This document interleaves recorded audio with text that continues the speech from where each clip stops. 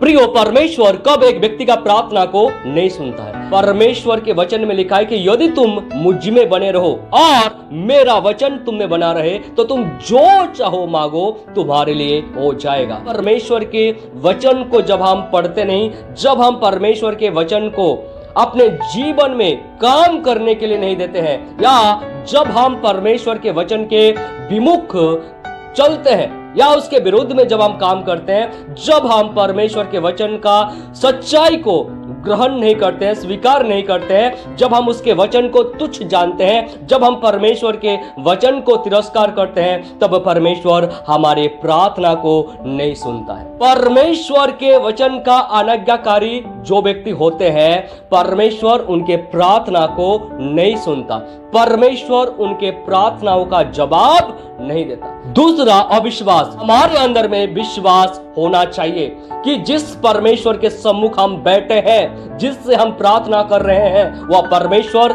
हमारे प्रार्थनाओं को सुनेंगे और हमारे प्रार्थनाओं का जवाब देंगे। यदि हमारे अंदर में विश्वास ना होगा, हम जितना भी प्रार्थना करें कोई लाभ नहीं है। प्रार्थना करने से पहले हमारे अंदर में विश्वास का होना अनिवार्य है। पहले विश्वास करिए कि हमारा परमेश्वर हमारा प्रार्थनाओं को उत्तर देंगे, हमारा परमेश्वर हमारा सारे विषय को सुनेंगे, हमारा परमेश्वर महान परमेश्वर है, हमारा परमेश्वर भला परमेश्वर है, हमारा परमेश्वर निहारने वाला परमेश्वर है, हमारा परमेश्वर करुणामय परमेश्वर है, दयालु परमेश्वर है, प्रार्थना सुनने वाला परमेश्वर है। हमारा परमेश्वर के सम्मुख में हम जो भी बातों को बताएंगे, परमेश्वर निश्चय पूरा करेंगे जब हम विश्वास के साथ जाएंगे और प्रार्थना करेंगे। तो प्रियो, परमेश्वर निश्चय ही हमारे सारे प्रार्थनाओं का उत्तर देंगे।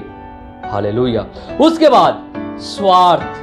प्रियो, यदि किसी व्यक्ति के प्रार्थनाओं में स्वार्थ है, स्वार्थी प्रार्थना है, तो प्रियो उस प्रकार के प्रार्थनाओं को भी परमेश्वर स्वीकार नहीं करते। इसीलिए प्रार्थना में स्वार्थ नहीं होना चाहिए। और चौथा बात है प्रियो, यदि कभी भी आपके जीवन में किसी के साथ कुछ तर्क हो गया, वितर्क हो गया, तो प्रियो आपको मेल मिलाप कर लेना चाहिए। क्योंकि बिना मेल मिलाप के, यदि मनमुटाव के साथ, यदि हम गुस्सा के साथ झगड़ा करके परमेश्वर के पास जाते हैं और हम प्रार्थना करते हैं, तो भी परमेश्वर हमारे प्रार्थनाओं को नहीं सुनेंगे। इसीलिए जब आप प्रार्थना के लिए जाते हैं प्रियो, पहले आप मेल मिलाप कर लीजिए। आपके अंदर में जो भी विरोध के बातें हैं उनको त्याग दीजिए।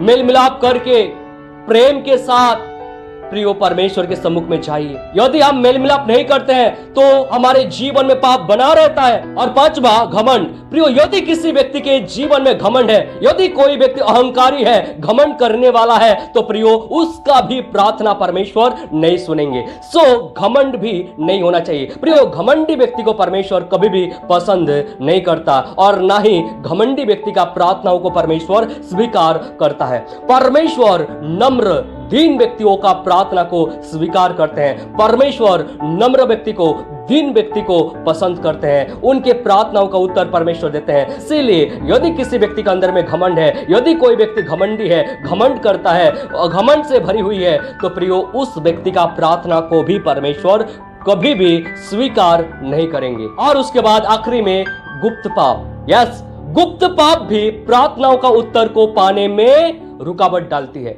यदि प्रियो आप परमेश्वर के वचन के अनुसार जीवन व्यतीत करते हैं, यदि आप परमेश्वर के वचन को अपने जीवन में बहुतायत से काम करने देते हैं, यदि आप परमेश्वर के वचन को अपने अंदर में रखते हैं, यदि परमेश्वर के वचन को आप प्रेम करते हैं, यदि आप परमेश्वर के वचन के अनुसार जीवन व्यतीत करते हैं, उसके बाद जब आप विश्वास के साथ प्रार्थना करेंगे, जब आपके प्रार्थना में स्वार्थ नहीं होगा, जब आप मेल मिलाप के साथ रहेंगे, जब आप सारे पापों को छोड़ के, सारे पापों से शुद्ध होके परमेश्वर के पास बैठेंगे, जब आप नम्र बनेंगे, दीन बनेंगे प्रियो, और आप जब प्रार्थना करेंगे, परमेश्वर आपके सारे प्रार्थनाओं को सुनेंगे। परमेश्वर का प्रेम आपके अंदर में स्थापित हो जाएगा। परमेश्वर आपको बहुतायत से बढ़ाएंगे। परमेश्वर सारे आशीष आपको भरपूर करेंगे। प्रियो, आपके अंदर में परमेश्वर का सामर्थ्य कार्य करेगा।